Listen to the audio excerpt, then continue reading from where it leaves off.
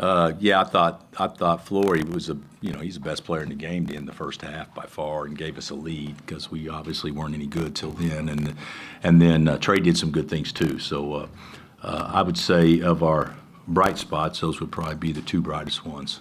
And just Duke Tuesday night, big match at Madison Square. Do you get fired up for these games? I mean, all the games are important, but Yeah, we'll get fired up. I'm not in the best of spirits right at this moment, but we'll get fired up. We'll start watching. Well, we've been watching, but we'll certainly spend the rest of the day and getting us ready for practice tomorrow to implement how we want to guard them or how we're going to attempt to guard them and get ready for the game. It'll be a big boy game. They're good, and they're young again. Somebody asked me if they're better than last year, and I said, well, it's too early to tell. But this early in the season, I think they may execute their stuff better than last year, for sure. Now, last year, what they had 4 or 5 first-round draft picks and 3 lottery picks. So if I'm not mistaken, certainly, they're loaded again, and then they got a guy that, he could foul out a whole team. So we got to figure out some way to guard him. Coach Trey said when Flory flips the switch, he thinks he's one of the best bigs in the conference, if not the country. I was wondering, when did you kind of see him flip the switch over the course when you guys had that slower start? Well, everybody, last 5 minutes of the first half. I don't know the exact time, but I'd say the last 5 minutes of the first half, we go from up 3 or 1 or whatever to up 8 or 9 at halftime, and that was primarily because of flow offensively. So did you get what you wanted out of Bryson starting today? I don't really think I got much of what we wanted today, period. I think that we can obviously play a lot better, but our ball and body movement was very poor. And when you don't move the ball and you don't help each other, and then kind of stand around and then end up not shooting the ball great, it doesn't look great offensively. So I don't think we really got, even with Flory and Trey. I think as collectively as a group, I still think individually they were pretty good and their numbers were good, but I don't think we meshed very well together as a fivesome at all today. I'm sure you touched on some of it just now, but what frustrated you most, I guess, about the way you guys started out? I thought, when a game plan is to deny back cuts, and they didn't throw it to them, but we were beat on the first possession twice. And then they got up 6 threes, if I'm not mistaken, in the first 4 minutes and 30 seconds of the half. That's how you start a game. And switching up and doing all that stuff. I think that was poor. That set the tone. I was pissed from the beginning. Wilder has never entered a game that early in a game in his life, but I actually thought he did fine, and because we didn't guard. Guys that it's okay not to be great offensively or whatnot, but you got to be good defensively. And if you're not a great shooter or you're not making shots at this moment, then do something to help us win. And we didn't guard. And just following up on that, I guess, bringing in Wilder, some of the other guys you brought in earlier than usual, maybe. How effective was that as a challenge? It wasn't. Okay. Did you guys think it worked? No, but not at all. But it wasn't any worse. But no, I don't think by any stretch that was. But I did think that G played, at least he's a threat to score. He was +7 in 3 minutes or whatever the first half, so maybe it's a coincidence, but we actually played some of our better ball when he was in the game there at the end of the half. What do you think of your three-point shooting, and do you see it getting a lot better? It's got to get better. Yeah, it's got to get better. What were we, 5 of 21? And that's a, what is that, 23% or whatever. I think we're better shooters than what we are. Now, granted, if Darren's playing, it's a different deal because hopefully he's the one shooting, a third of those threes himself. But we're not obviously going to have him at least for, the the immediate future. I just don't know how long that'll be. So, Will you know his status for Duke? no.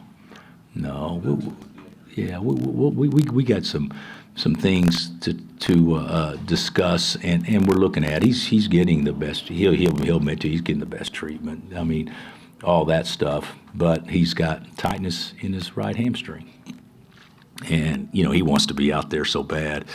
But I'm not going to put him out there till he feels well, and you can say or think, well, we're trying to win the battle.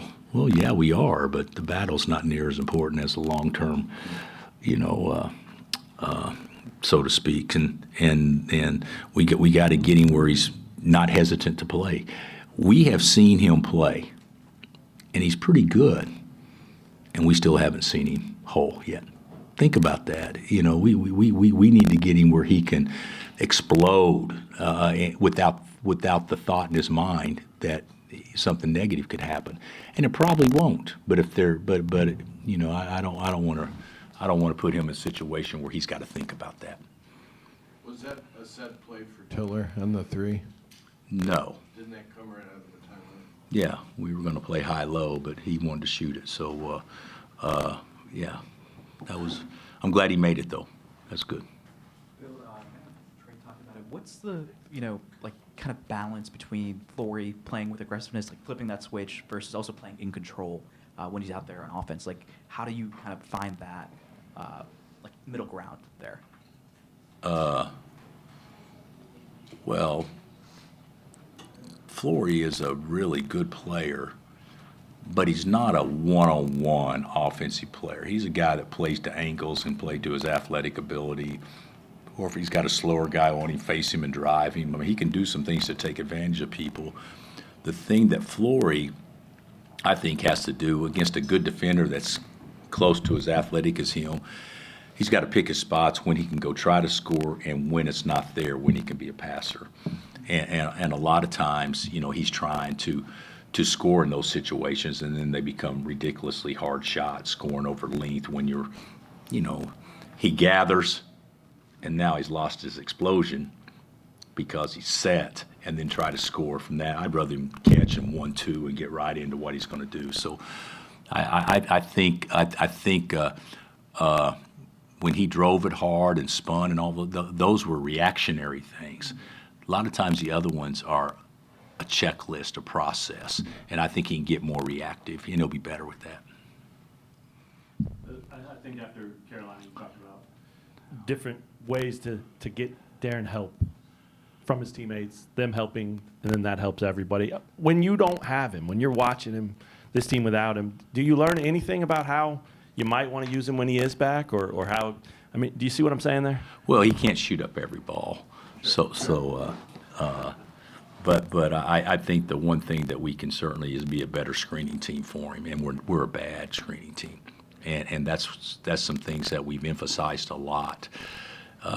He'll make the right read and the right play, but we got to be good enough to put him in a position where when they're keying on him that we can play behind that, and he'll get good at doing that. But we gotta work for him because they're gonna face guard him like Carolina did or attempted to do, and they did a really good job with it. But you think about that Carolina game, he takes 14 shots and gets 22, and we didn't help him.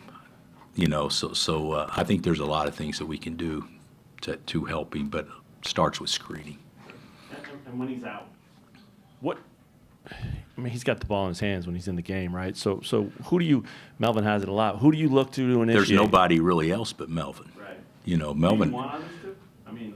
Yeah, I'm all for it, but Melvin is the one guy that Melvin can put pressure on somebody and get us into, make a guard forward pass, get us into offense and those things. I actually think Trey could be pretty good at bringing it up as long as it's not real hot pressure. Yeah, I do. Just to circle back to Bryson, why did you want to go with Bryson today over maybe El Marco or anyone else? Well, because we haven't had Bryson's played better, so we haven't really had anybody stand out in that situation. To me, Bryson's played better. He's still got to rebound. He's still got to play big.